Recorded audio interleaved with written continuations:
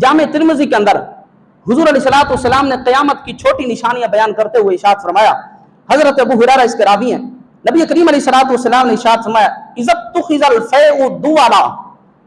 क़ुर्ब क़यामत देखना कि जब बैतुल माल को जाती माल समझा जाने लगे। क़यामत की निशानियां बयान करके फरमाया, बैतुल माल जो मुसलमानों का माल है, आज हम बिल की सूरत में जो टैक्स अदा करते हैं, आज हम रोड पर गाड़ी चलाते हैं टैक्स अदा करते हैं, हम मोबाइल इस्तेमाल करते हैं टैक्स अदा करते हैं, क्या हम में से किसी को पता है कि ये पैसे कहां हैं, कहां खर्च हो रहे हैं? हम अदा तो कर रहे हैं हुकूमत वक्त को,